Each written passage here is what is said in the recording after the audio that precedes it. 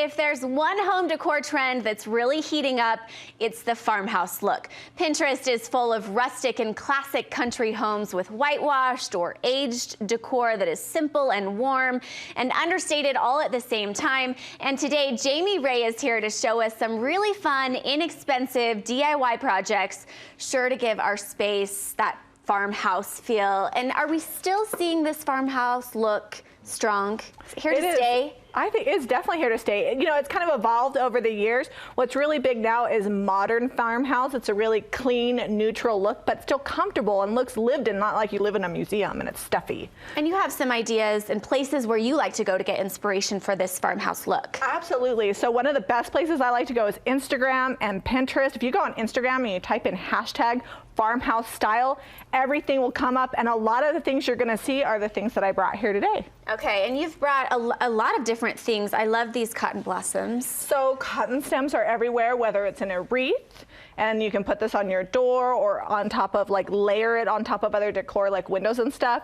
Or I've got it over here in this jug, just if you have a place where you need some height and some softness. The cotton really adds that, and it's a nice organic feel. And you can pick the cotton up at craft stores, home decor stores, and if you find it, you better buy it because it sells out fast. Yeah, people that know cotton will see it and just buy everything that's on the shelf. So when you find it, get it. Yeah, absolutely. And then I brought a few other things. Another thing that's important in farmhouse decor is salvage or salvage looking items. Things that you might have found like in an old house that are chippy. And it's kind of hard to find them sometimes because not everybody wants to go to an old barn and pick and get dirty.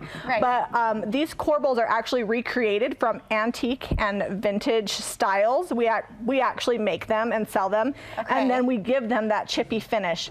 And we're going to talk a little bit about layered finishes, but like this finish here is just a stain, a milk paint, and then we distress and seal it, and it looks like it's been on a house forever. And I like that. I think you've created a new word, that chippy look. Yeah, I don't know if I created that word, but chippy is in.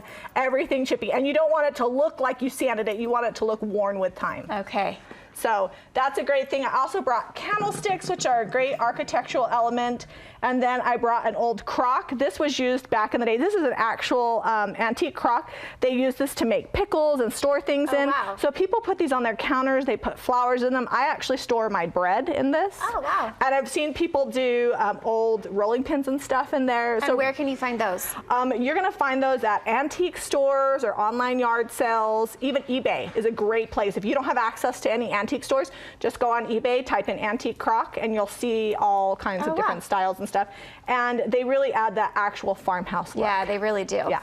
You've also brought a project that we can do to add some of this farmhouse with. Well, and you take something that's new and make it look old. Earlier you were talking about those barnwood walls and things. So what we're doing here, you can actually recreate on any new wood to make it look old. Okay. And this actually came from IKEA. So not somewhere you would traditionally think of something old and chippy. It's very modern. Right. But IKEA has definitely gone on the bandwagon and has gotten a lot of really great farmhouse idea, and I filled it with some greenery, which you'll see all over farmhouse decor.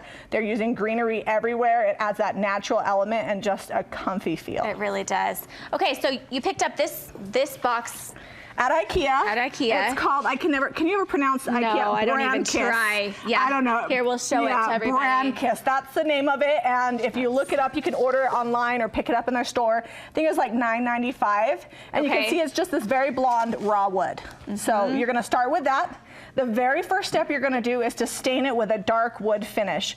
You can use dark walnut or Jacobian or any kind of dark stain, any brand, it doesn't matter. And you just kind of put it on there, and you'll notice that I didn't even cover everything, and that's okay because we have other steps that will fill in the cracks. When you put it on, you can use a foam brush or a lint-free rag. Whatever you've got in hand, be sure to wear gloves. Wear gloves or your hands will turn out the color of the box. Or else all day long you'll be like, seriously. So once you get that done and it dries for a few hours, you're ready for your next step, which is going to be a gray wash. And what that is I use chalk paint and I water it down 3 parts water to 1 part chalk paint, and then I mix it up, and then I just essentially wash the item. You can again do a lint-free rag or a foam brush, just cover it everywhere and then rub it in. And if it's not gray enough, you can add an extra layer. So you really can work with it and manipulate it to get the look. But are you usually sticking to 1 or 2 layers for Exactly, each of these? yeah. And the stain, because it's raw, 1 coat is plenty. The gray wash, maybe 1 or 2 coats of the gray wash. Okay, It's and then really you're simple. filling it. You picked up those at IKEA, but what else could you fill this with? You could put fruit, you could put, I don't know, your homework, your bills, I mean, anything. The thing about Farmhouse, I think, is really important. It needs to be functional. You need to be able to live with it. So if it's not decor and you have it sitting there, you need to fill it with something that helps your everyday life. And once you get that gray wash done, though, you have one more step. Oh, so one more step. One more step. So the next part is a dry brush, and I brought my paintbrush, and I'm not going to actually do it, but I'll go over the steps. You're going to take your paint, whatever you use. I use chalk paint here, and you're just going to dip it into the chalk paint and then brush off most of it. So when it means dry brush, your brush should be almost dry, and then you're just going to go across it like that, and then you'll get like these streaky lines. Yeah. And then that just finishes the aged effect. Okay. It's really simple, and if you get too much, it's no big deal.